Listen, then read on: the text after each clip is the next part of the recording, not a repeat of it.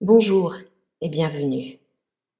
L'eau, cette substance transparente dont nous dépendons tous au quotidien. Et si elle possédait une mémoire, une capacité d'enregistrer nos émotions, nos intentions et même nos prières? Et si cette mémoire était connue depuis des millénaires par les traditions spirituelles du monde entier et redécouverte aujourd'hui par la science moderne? Dans cette vidéo, nous allons aborder ensemble le sujet fascinant de la mémoire de l'eau. Nous allons explorer les expériences pionnières de Masaru Emoto, les travaux visionnaires de Jacques Benveniste, les découvertes récentes de la physique quantique, mais aussi les connaissances ancestrales du chamanisme, de l'Ayurveda, du soufisme, du taoïsme et d'autres traditions. Alors, installez-vous confortablement. L'eau couvre 70% de la surface de la Terre et notre corps en est constitué entre 60 et 75%. Elle est littéralement le tissu vivant de notre planète. Et pourtant, malgré son omniprésence, l'eau reste une énigme. Elle possède des propriétés uniques parmi toutes les molécules connues.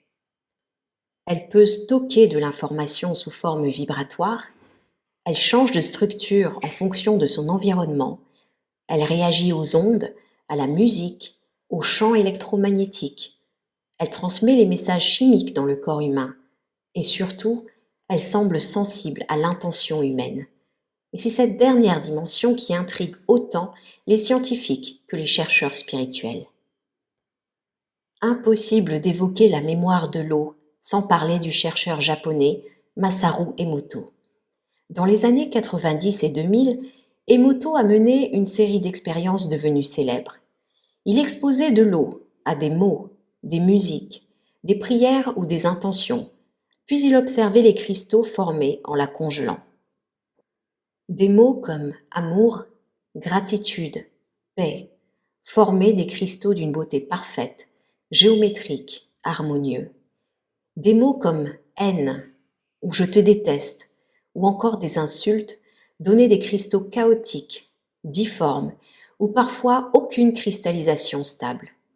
La musique classique crée des structures élégantes, tandis que le heavy metal ou les paroles violentes donnaient des formes instables. La prière collective d'un groupe de méditants harmonisait l'eau d'un lac pollué. Selon Emoto, l'eau réagit aux vibrations, qu'elles soient sonores, émotionnelles ou mentales. Nous influençons donc notre environnement simplement par ce que nous ressentons et pensons. Ce message est fondamental pour nos vies spirituelles. Nos pensées ont un impact réel, physique et mesurable sur la matière. Mais bien avant Emoto, un autre chercheur avait déjà ouvert la voie, le médecin et immunologue Jacques Benveniste. Dans les années 80, Benveniste publie une étude révolutionnaire dans la revue Nature. Il y démontre que l'eau peut conserver l'empreinte d'une substance, même lorsqu'aucune molécule de cette substance n'est plus présente. Il dilue une substance biologique jusqu'à ce que plus aucune molécule ne subsiste. Pourtant, l'eau continue à provoquer les réactions immunologiques typiques de cette substance. C'était comme si l'eau se souvenait de la substance d'origine. Cette découverte, violemment critiquée à l'époque, sera en réalité le fondement scientifique de l'homéopathie moderne et des recherches sur le signal électromagnétique de l'eau.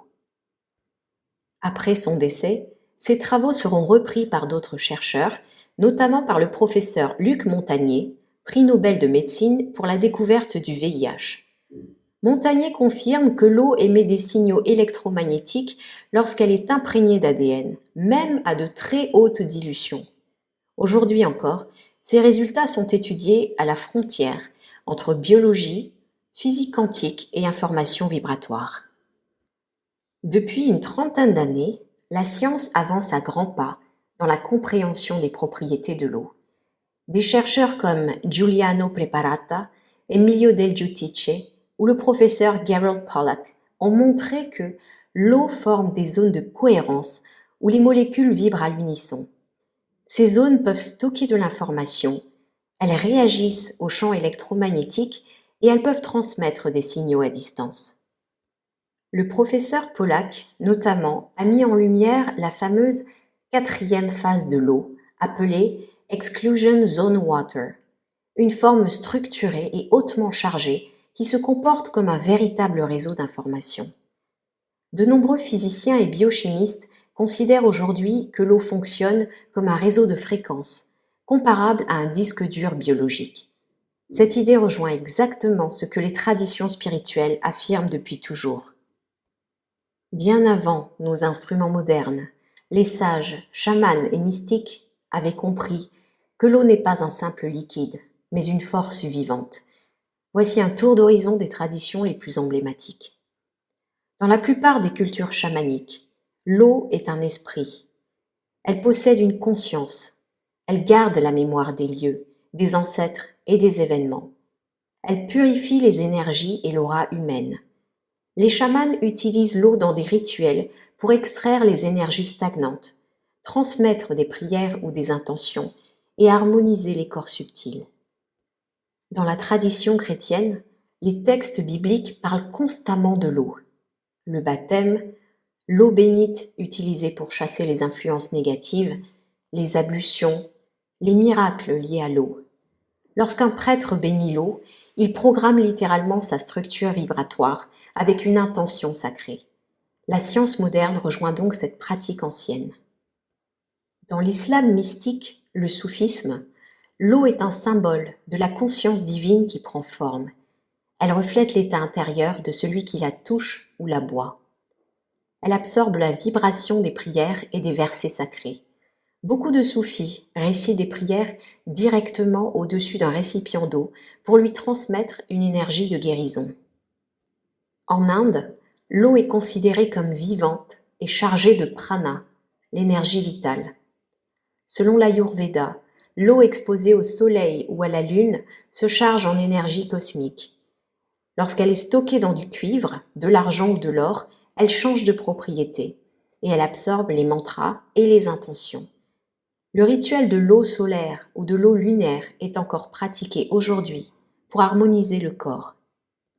Dans le taoïsme, l'eau est l'élément parfait. Elle est souple mais invincible. Elle s'adapte toujours. Elle reflète le monde et elle absorbe l'énergie du ciel et de la terre. Les maîtres taoïstes disent que l'eau écoute tout. Elle est donc un outil précieux dans les arts énergétiques comme le Qigong.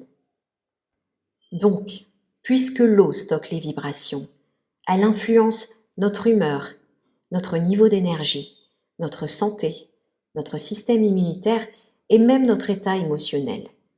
Si nos émotions se reflètent dans nos cellules et que nos cellules sont remplies d'eau, alors nos émotions se gravent littéralement dans notre corps.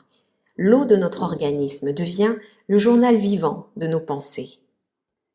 Voici des techniques inspirées des traditions et confirmées par la science vibratoire. Par exemple, prenons la méthode de Masaru Emoto. Vous pouvez écrire un mot ou une phrase sur une bouteille, par exemple, comme amour, gratitude, paix, prospérité. Vous placez les mains autour du verre et visualisez l'énergie que vous voulez y transmettre. Et ensuite, vous pouvez boire en conscience. Il y a aussi la méthode des intentions. Vous pouvez tenir un verre d'eau, fermer les yeux et dire intérieurement, par exemple, que cette eau imprègne mon corps de paix et d'harmonie. Il y a aussi les mantras et les prières. On peut réciter des mots sacrés ou des versets au-dessus de l'eau, ce qui change instantanément sa structure vibratoire. Toutes les religions pratiquent cette technique depuis des millénaires. Pour obtenir de l'eau solaire, il suffit de laisser une bouteille transparente, de préférence pas en plastique, au soleil pendant à peu près 1 heure. Pour l'eau lunaire, il suffit de laisser une bouteille sous la lumière de la pleine lune pour développer l'intention et l'équilibre émotionnel. Enfin, il y a cette technique que je pratique personnellement, c'est celle de l'intention du matin. Il s'agit de boire un grand verre d'eau juste après le réveil en prononçant une intention pour la journée. C'est très puissant parce qu'à ce moment-là, l'eau devient un vecteur de manifestation.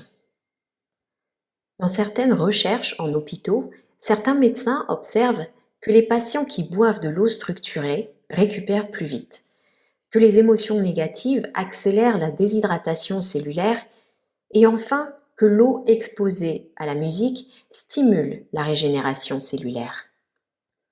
Toutes ces découvertes mènent à un message essentiel. Nous sommes dans un univers vibratoire et l'eau est le miroir le plus fidèle de nos vibrations. Nous influençons l'eau, l'eau influence nos cellules et nos cellules influencent notre conscience. Il s'agit d'un cercle de transformation. L'eau est donc un élément essentiel et important pour la nouvelle conscience, parce que nous entrons dans une époque où la science rejoint la spiritualité, où l'intention rejoint la biologie et l'énergie rejoint la matière. L'eau devient le lien entre ces mondes. Elle est le pont entre l'invisible et le visible, entre le tangible et l'intangible, entre ce que nous pensons et ce que nous manifestons. L'eau nous montre donc que tout est vibration, que tout est information et que tout est interconnecté. Lorsque nous changeons notre vibration intérieure, nous changeons littéralement la structure de l'eau qui est en nous, donc notre santé, nos émotions et notre réalité. Le pouvoir est entre nos mains, ou plutôt au creux de notre verre d'eau. Voilà, c'est tout pour aujourd'hui. Merci de m'avoir suivi. Merci de vous abonner à la chaîne et de laisser un commentaire si ça vous dit. Et n'oubliez pas de briller de toute votre lumière. À bientôt.